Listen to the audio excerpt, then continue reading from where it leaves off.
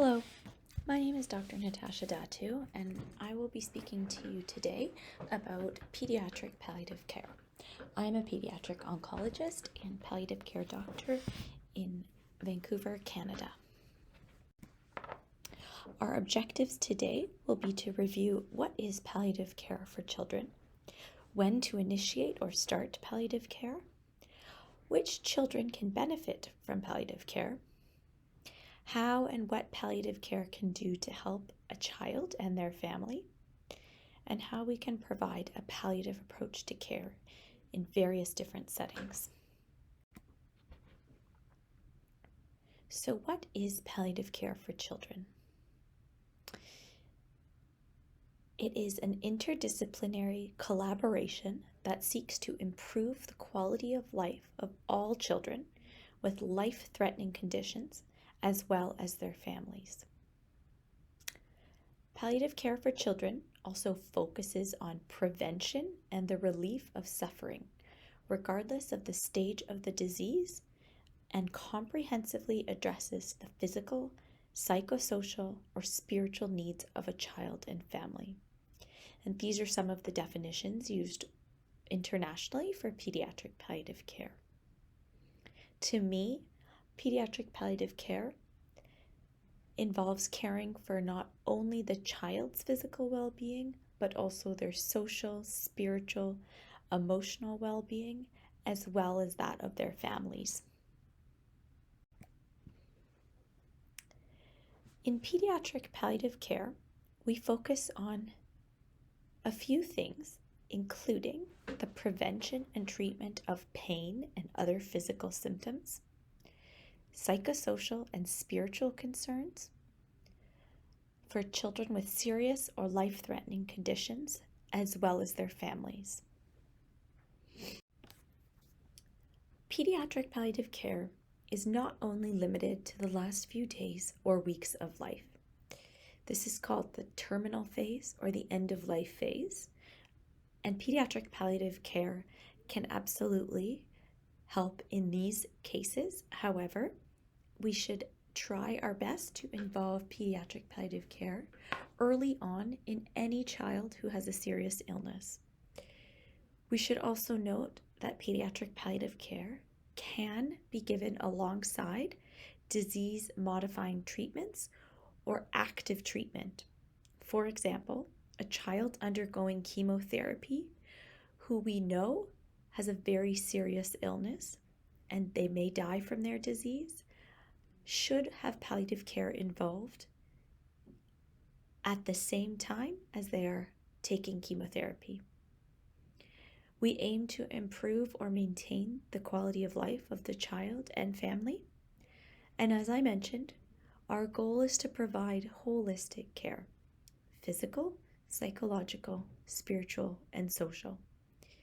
Pediatric palliative care can be for patients who have cancer diagnoses, but there are a lot of other non-cancer diagnoses that can benefit from palliative care.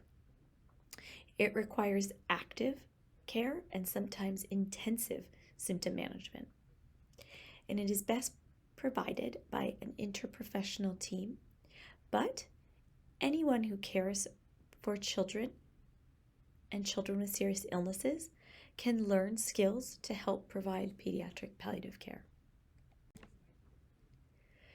The history of pediatric palliative care continues to evolve, and in the last decade has made significant gains.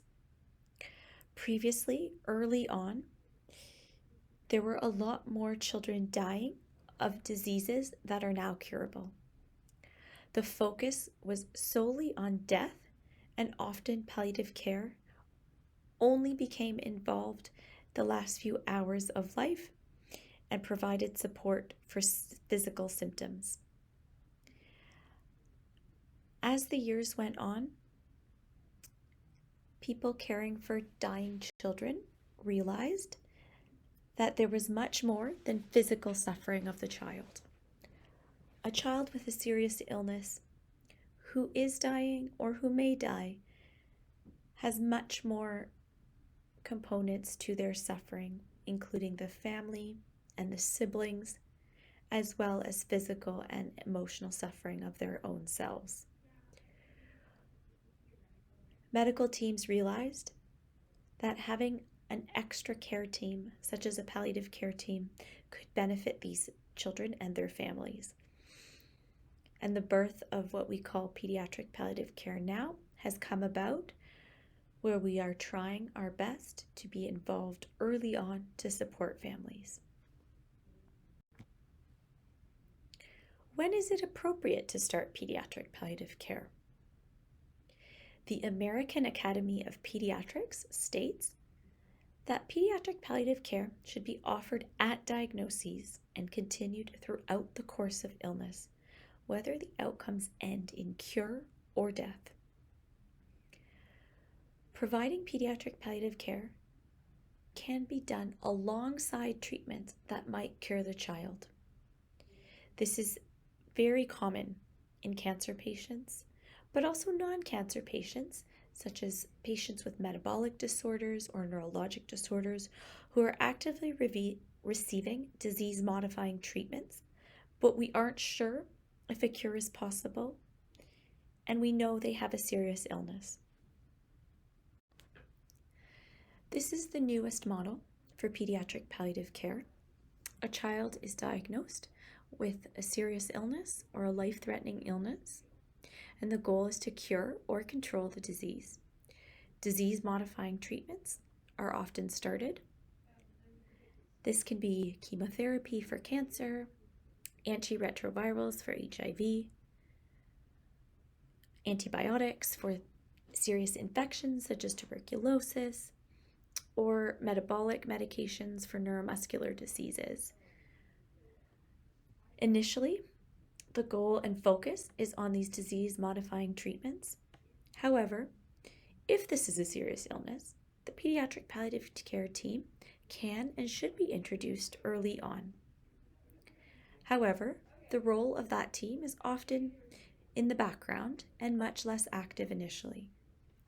As the disease progresses, the shift happens between focusing solely on disease-modifying treatments to also focusing on supportive care and symptom management. However, this does not mean that active treatment of the diseases needs to stop. The palliative care team often becomes much more involved in this second phase. However, having built a relationship previously or been introduced to our team can be helpful.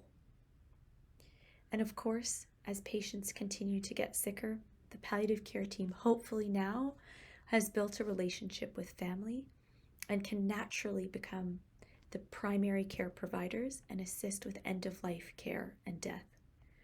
Palliative care also should be involved post-death for bereavement support. As an oncologist, I often explain to the families I take care of and the children that I will be involving a palliative care team. And I often explain that palliative care is about hoping for the best, but planning for the worst. We all do this work with hope, and we all hope the child gets better or is cured, but we also want to be safe and plan for the worst. Some of the goals of pediatric palliative care are, in my opinion, the first and foremost goal is to have a child live and enjoy life as much as possible. To be able to feel well enough physically and spiritually and emotionally to continue to make connections with their family and their friends and loved ones. The goal is often to be at home or in a safe place outside of a hospital if possible. And we know that in certain situations or environments, shelter or a safe place is difficult. And in these situations, I think about where the child would feel the safest. And if that is in the mother's arms, that will be our goal.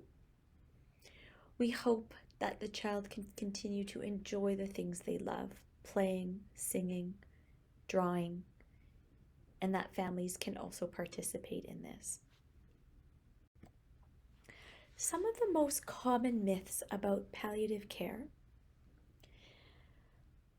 are very common, and a lot of families, caregivers, doctors, nurses all feel uncomfortable about palliative care.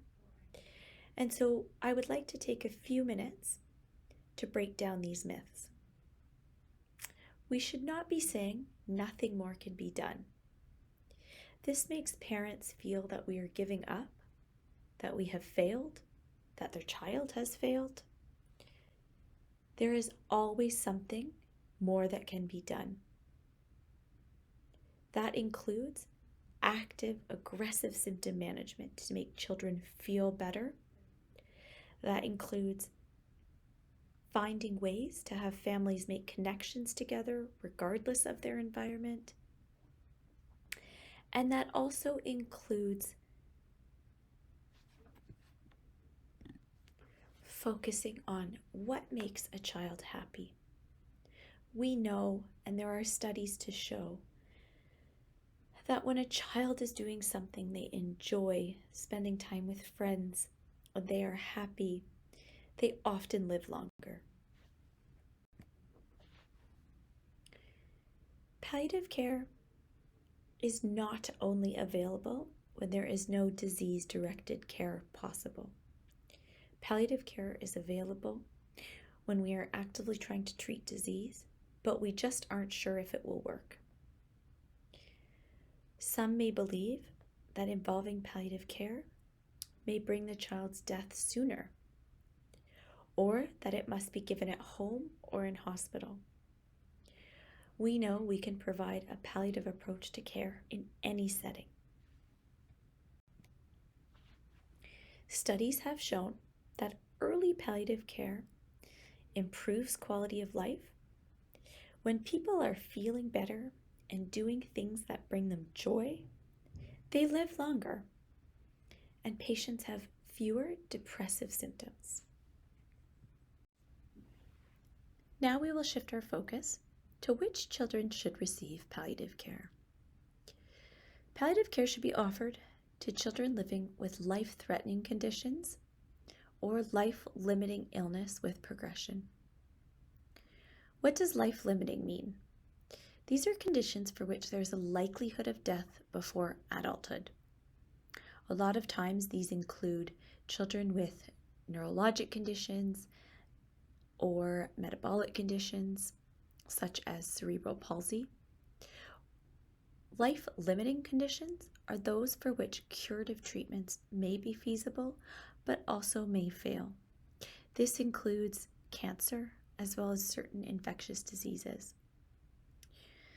Progression means the ongoing deterioration of health and or functional status of the child. Studies have shown that 55 per 100,000 children in South Asia need palliative care. And this is what we were just saying, that which conditions need palliative care? Children with ongoing progressive conditions, where deterioration of their health and abilities will continue on till death. Children with life-threatening conditions, such as cancer, or any child with significant pain or other symptoms which palliative care can help with. Now we will talk about 4 categories of children who need palliative care. We will go through them in some detail and give examples of children with this type of disorders. Category 1 includes children with any type of life-threatening illness where curative treatment is available but may fail. So certain examples are cancer, congenital or acquired heart disease, infections such as meningitis, malaria, TB, organ failure such as liver disease or kidney disease, certain blood disorders such as thalassemia or sickle cell, as well as prematurity.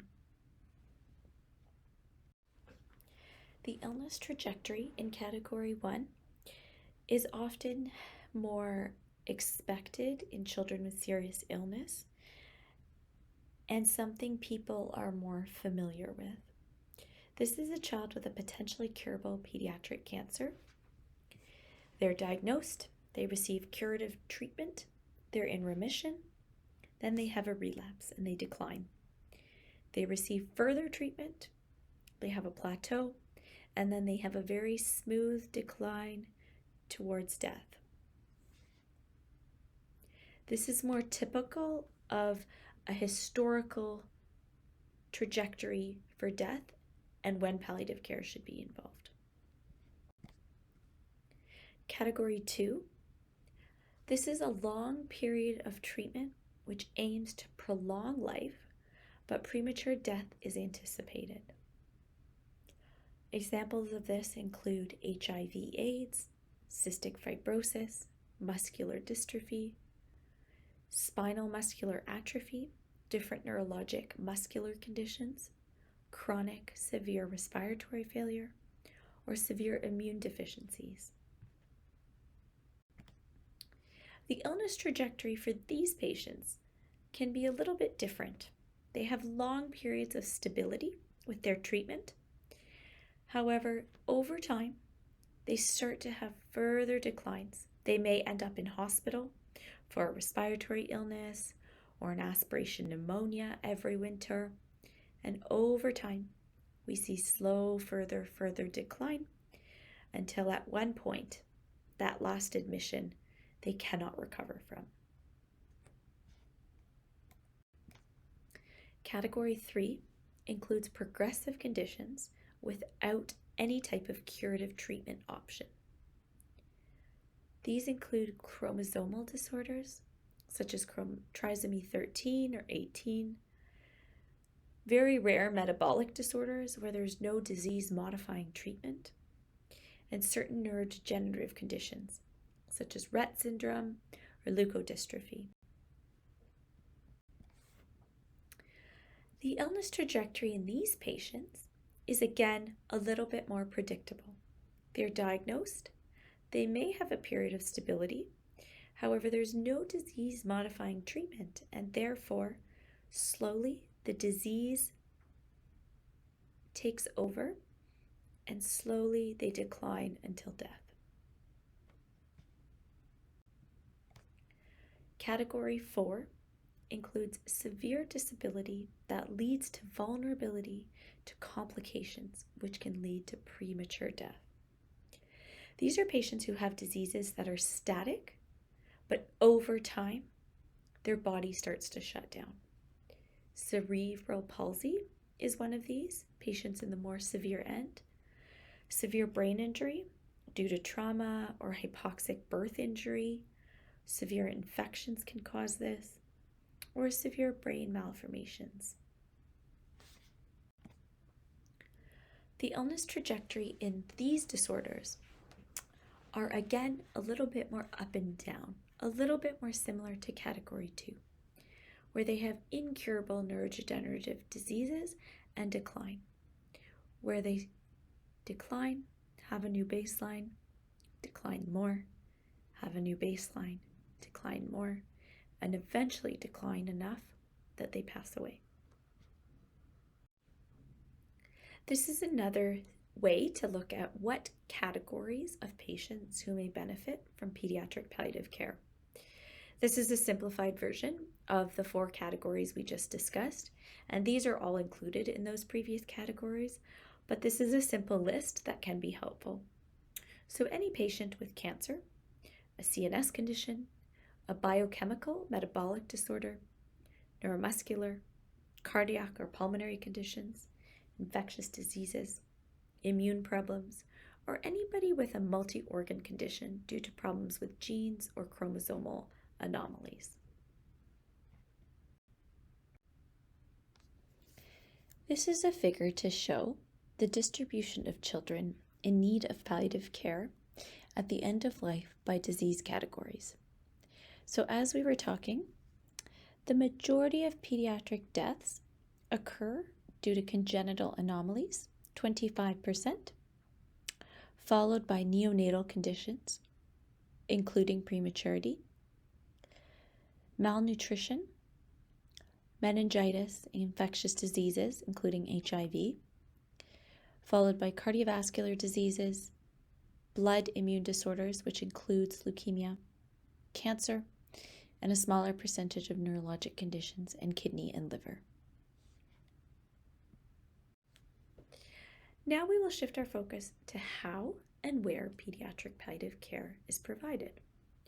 This is a pediatric palliative care framework that I use often when thinking about how to provide holistic care for a child and their families. We talk about their physical symptoms and how to manage them. We also talk about the child's emotional status, what they're like, what they enjoy, how they relay their information, as well as the social. What is the social circle around them? What is their community like? What is their family like? Their spiritual beliefs. This can include religion, but also cannot. And trajectory. How we plan for the future and possible end of life. Any of us who care for children with serious illness or life-threatening illness in any environment share a responsibility to provide palliative care or a palliative approach to care. It does not always require specialist-level pediatric palliative care teams. What I find is the most important is this base of the pyramid, where primary care providers, family physicians, any pediatrician or adult palliative care, or any person caring for children can provide a pediatric approach to palliative care. Now, how and where can we provide palliative care for children? The three most common locations where we can provide palliative care are where children are located during their serious illness. We can support in the home with community home care and community-based teams. We can support in hospitals. In community hospitals, sometimes there is an adult palliative care team that can assist. In larger tertiary care hospitals, there are at times pediatric palliative care teams. We also have hospices, which are buildings specifically to provide end-of-life and palliative care for adults or pediatrics. However, in any environment, I do believe that we can all provide parts of pediatric palliative care. And we will continue to talk about how we do this. Now, if we are in a tertiary care center or a big city, pediatric palliative care is best provided by a multidisciplinary team.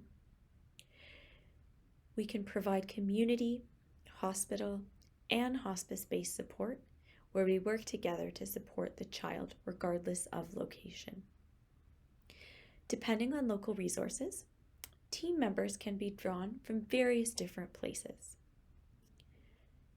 In terms of a core team, it can include a physician, a nurse, and a psychosocial support professional, such as a social worker, a psychologist, or a play therapist.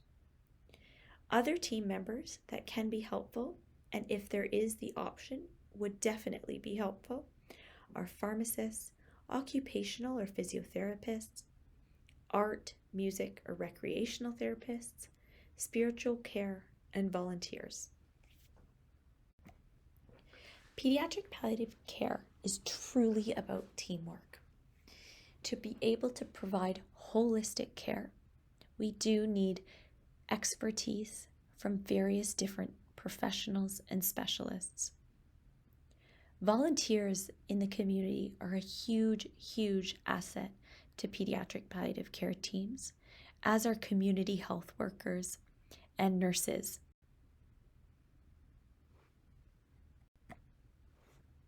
Some of the specific areas of pediatric palliative care include medical respite care. This is in a situation where we are in an environment where there is a pediatric hospice or care home where children are coming for respite, where families can get a break from caregiving. It also includes aggressive pain and symptom management at times, end-of-life care, community or home-based care, perinatal palliative care, grief and loss counseling, and bereavement care. What I think is very important to mention is we can all provide parts of pediatric palliative care and learn about a palliative approach to care. Being present, making connections, listening to the child and family, and playing with the child are a huge aspect of palliative care and allowing a child to live as best they can for as long as they can. Non-pharmacological symptom management and supportive care can be done by anyone, regardless of training or environment. So let's talk about how we can integrate the principles of pediatric palliative care into your practice or your environment. The palliative approach to care is extremely important and can be learned and taught to anyone. This includes generalist level palliative care with 4 basic principles: identifying needs or who would benefit from palliative care, assessing, planning, and managing. So we will talk through these. Identifying. This is the first step to integrating pediatric palliative care into your practice or your setting. Being able to identify the patients early on who may benefit from pediatric palliative care. So if you have a patient in any of those 4 categories that we previously talked about, having the knowledge to know that palliative care may help these patients is extremely important and the first step. Then assessing the patient and their family's understanding of their illness and information they've been given. Assessing their symptoms, their psychological, spiritual, emotional needs, assessing what their quality of life is right now, and also assessing their values, wishes, and preferences for what they're hoping for the future if their child were to get sicker. The third step is to plan. How do we plan for the future knowing a child will likely get sicker? We can do advanced care planning, which includes but is not limited to goals of care and care planning. How do we anticipate symptoms and plan for these based on parents' and child's values, wishes, and goals? We make treatment plans. We link families and children into resources and other care providers in their communities, and we prepare for emergencies with medications, documentation. And then we manage physical symptoms, we manage psychological, spiritual, emotional needs. We have hard conversations and enhanced communication, and we refer to other specialists if needed.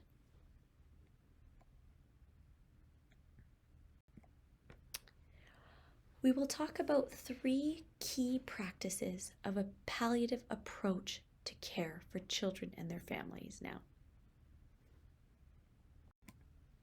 Practice point number 1, understanding the illness from the child and family's perspective. This is of utmost importance, and none of the rest of pediatric palliative care can be done without this key piece.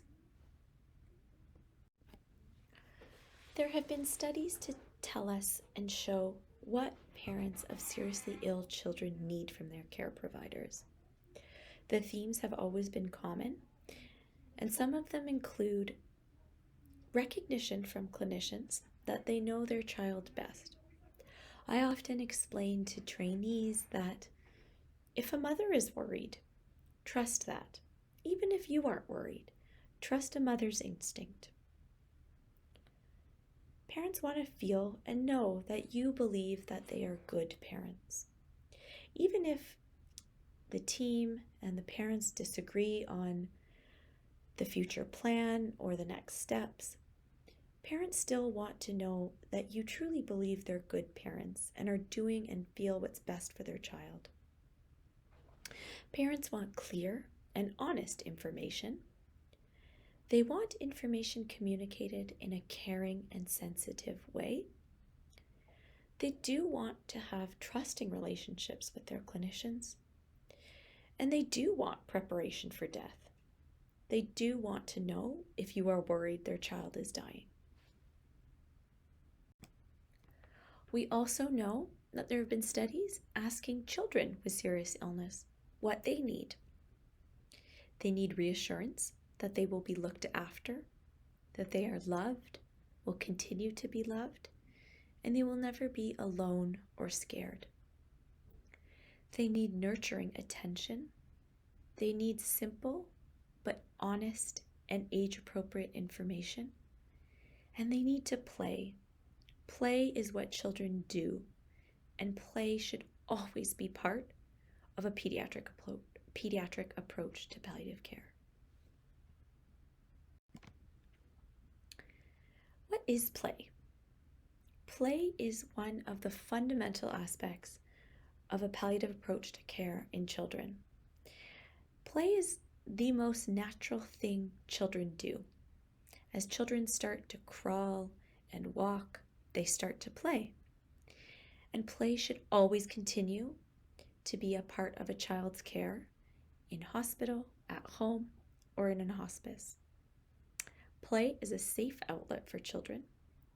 It allows them to openly and honestly express their emotions. It allows them to escape from the stressful realities of what their life is, including treatment and meetings and being away from their friends. It allows them to make choices and have some control and succeed at things. And it also helps them to understand their life experiences. Play therapists are very, very skilled at helping children in all of these aspects with play, but any one of us, whoever is around children or cares for children, can play with a child.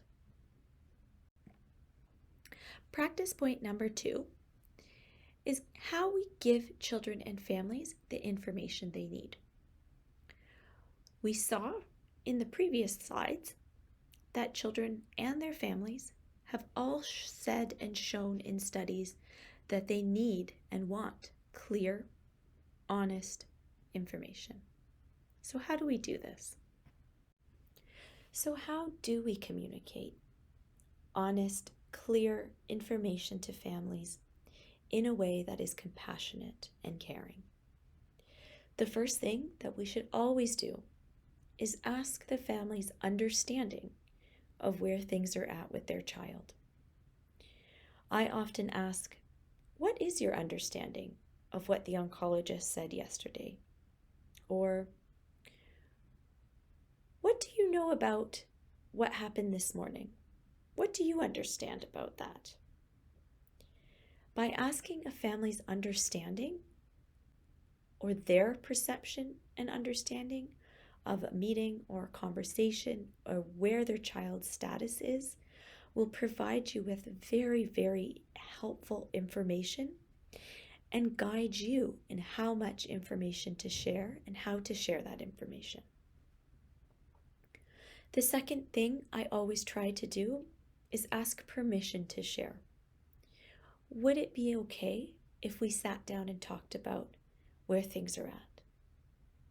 Sometimes a family will say, right now is not a good time because my husband's not here or father's not here. So we should always ask permission. It also gives families a warning shot that we're going to have a serious conversation.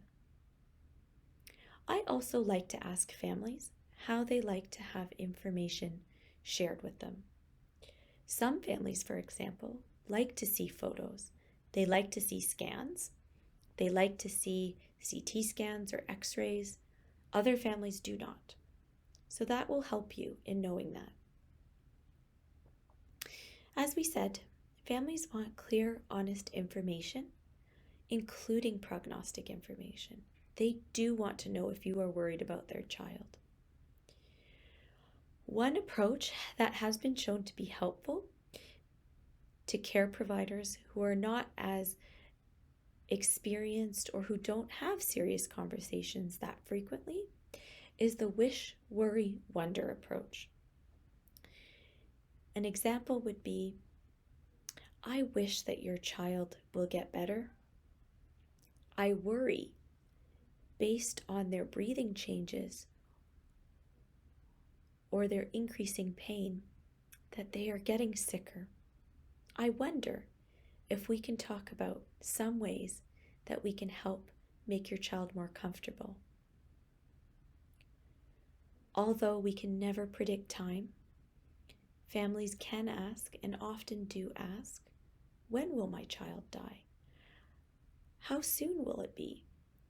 None of us have the privilege to know time, but it is important to give some type of containment to the situation based on the objective changes you are seeing in a child and their progression or trajectory. So if you are seeing changes you are worried about, it is important to communicate those, but having no prediction of true time periods. I often get asked by families, will the child be there for their birthday?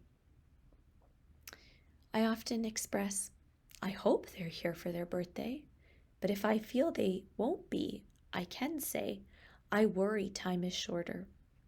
I wonder if we should plan an early birthday party. Or, will my child be here for the fall? You can say, I worry they won't. Let's try and have a great summertime.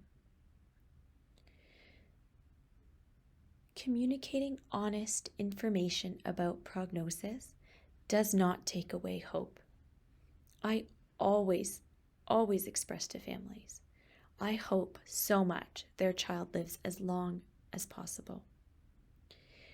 Hope is a very important thing, and studies have shown by being honest with families, we can still provide hope.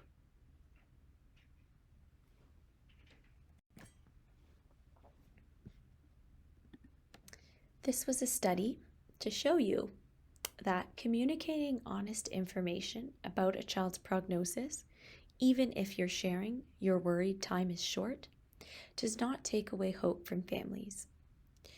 In this study, patients were asked about how hopeful they were prior to information being given and then after information was given, specifically information about prognosis.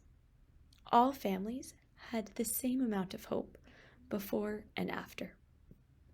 What we do know is families trust you if you're able to provide honest information about prognosis.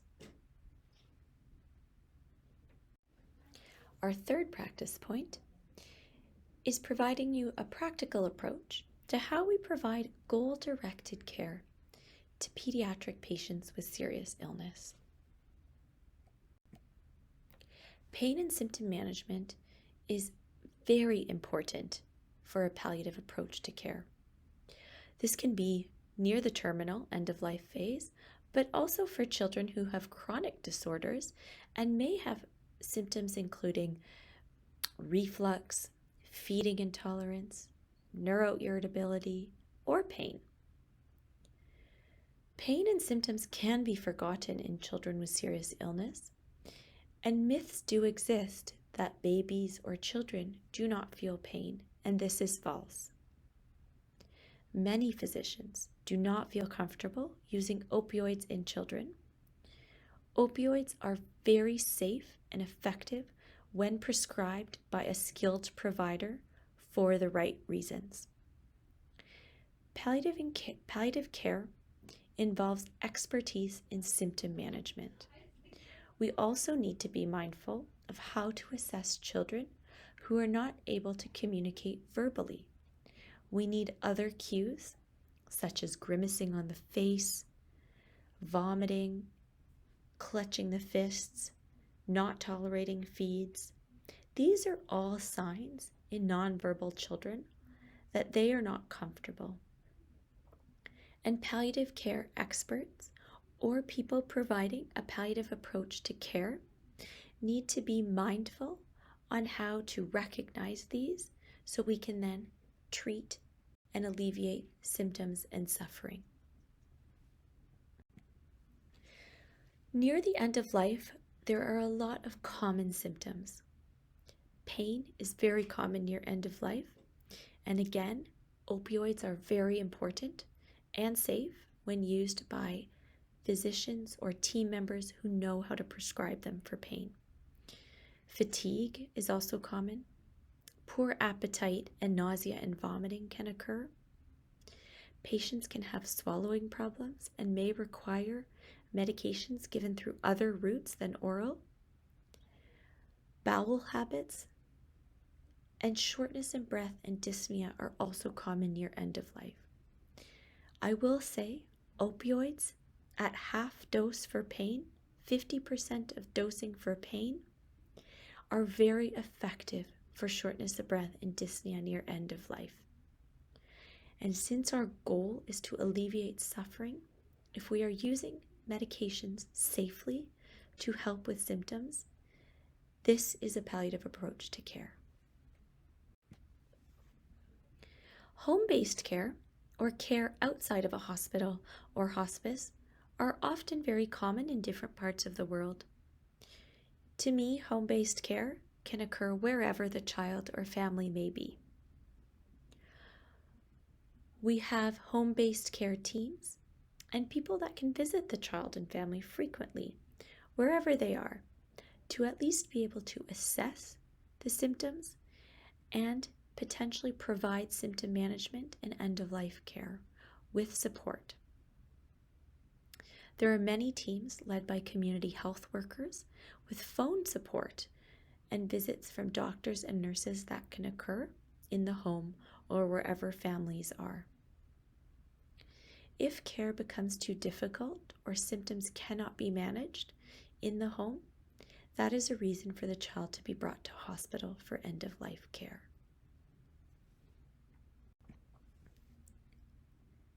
So the role and skills of all healthcare providers can be used to help alleviate suffering in children with serious illness and assist with a palliative approach to care. An integrative approach is needed, recognizing that palliative care should start at the time of diagnosis for so many different health conditions in children. I feel that this is absolutely the very first step, is recognizing what children could benefit from a palliative approach to care and disseminating this information to all care providers. A willingness to be open and honest with families and communicate with families to help them understand their child's illness and how palliative care can support them to be comfortable and live as long as possible. And goal-directed care with good pain and symptom management will ensure that the child receives the best treatment for their suffering, and if a child is comfortable, they often live longer. Some of the key points that we've learned today is we cannot add days to a child's life, but we can add life to their remaining days. We have learned about palliative care and what palliative care is for children, as well as what a palliative approach to care is. It is an active and total approach to care for the physical, emotional, social, and psychological needs of a child and their family, to focus on their quality of life as best as possible, and to provide care to the entire family. We have also learned about who qualifies for palliative care services. We have learned that any child with life-threatening or life-limiting illness could benefit from palliative care. How can palliative care help a child and family? We have learned that good pain and symptom management and alleviating physical suffering can be beneficial to the child and family. We've learned about hospital and home-based support and care. And again, we have learned about providing holistic care to children and their families. This is Joanne Wolfe on the left. She was the keynote speaker for the 4th Global Gathering of Congress on Pediatric Palliative Care in Rome 2018. Dr. Joanne Wolfe is a pediatric oncologist and palliative care physician in the U.S. and is an expert in communication. She quoted Dr. Ann Goldman, who was a physician who established the very first hospital-based pediatric palliative care service for children in 1986. And Dr. Goldman said, and I quote, "I hope that in the future, as well as caring for individual children and the families, the philosophy and practice of palliative care will become a beacon of good clinical practice, genuine communication, and humane care among all clinicians." Thank you for listening, and I hope that you will continue to engage with us for this workshop and learn together about how we can care for children and their families with serious illness. Thank you.